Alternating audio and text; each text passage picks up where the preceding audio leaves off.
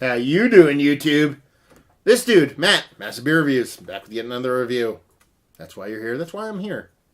Well, I'm here because of my mom and dad, but you get it. Anyway, yeah, we got a little bit of Imperial Stoutness that I'm very eager to dive into in the form of Civil Society Brewing's Bella's Last Dance. Why I'm excited about this? Because it's an Imperial Stout from Civil Society. I have had my fair share of Civil Society beers. Most of them have been hop forward. A couple collaborations, kind of a little bit more kind of old school light ale kind of style. Like I think there was a Kolsch and something like that in there. But anyway, and they've all come via Ralph. Thank you very much, Ralph. But I haven't had anything big, rich, and dark from these guys, so I'm excited. Let's dive into it. As far as what it says on here, like I said, Bella's Last Dance. It's an Imperial Stout, 9% alcohol by volume, and done. No date on the can. They don't date the cans, but they also don't write big, long stories, so I kind of dig it.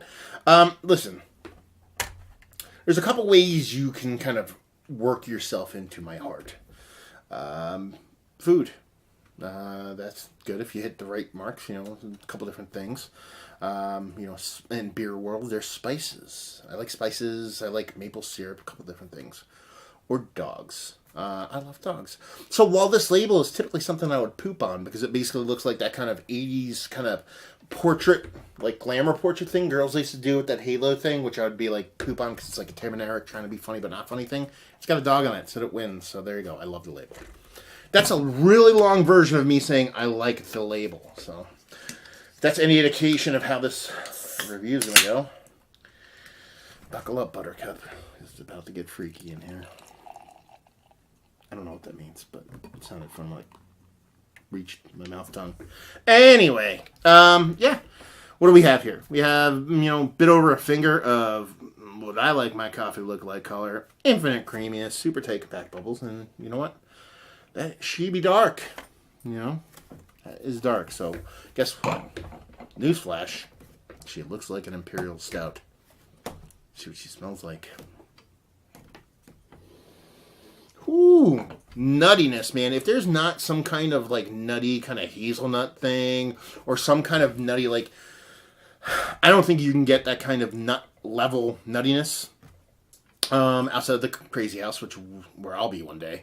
But other than that, like I don't think you can get it out of just malt, like just a husky thing kind of going on in there. I think there has to be something added to this to add that level of nuttiness, whether it be like a hazelnut addition or some kind of weird bonkers kind of like we threw Nutella kind of into it, something. But there's a big, huge nuttiness to it. It's hard to not get past, but that sounds negative. I don't want to get past it. It's a very, very beautiful kind of smell to it. It smells nowhere near 10%.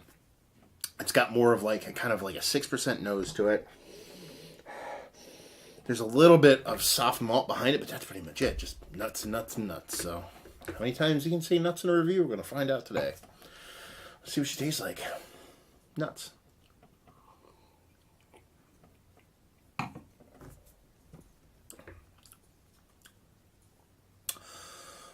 Okay. Well, that's delicious. That is an absolutely fantastic beer. It's a crazy, super hazelnut Imperial Stout. That's what I'm tasting here. I could be wrong. It could be some other variation of a nut, but that's what I'm getting from it. Big, big hazelnut vibes, followed by a nice kind of slightly bittering kind of chocolatey malt thing going on there. Not super chocolatey. More roasted malt than chocolatey malt. Probably should have said that, but that hazelnut combined with the ABVs kind of brings you that kind of big sugar vibe, but that bittering from that roasted malt, maybe a little bit from the hops too, balance that off. So while it is sweet, it kind of works. It doesn't get too out in left field. That's tasty.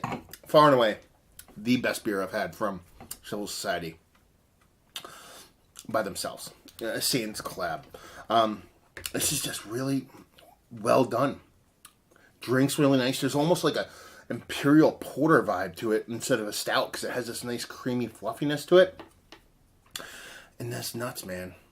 It reminds me, and people are going to poop on me for this, but one of my old school favorite warm the cockles of my heart beers is Rogue Hazelnut. I know Rogue isn't everybody's favorite brewery in the world, but that beer always does it for me. So if I'm out and about going to a party or something like that, and I'm bringing some kind of shelf beers, and I'm going to mix a sixer. If that's in there, I always pull one or two of those because that beer just always does it for me. This is like that on steroids and HGH and all kinds of other illegal drugs kind of making it. It's the MSG version of that. It's just super big, robust hazelnut with a really nice beer behind it. So, yeah.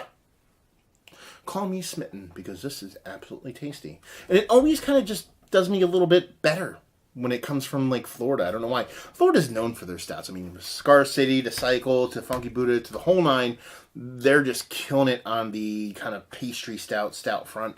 And so it shouldn't come as a surprise if this is coming out of Florida. But whenever you get something like this from Florida in added bonus from a can, that's just super cool.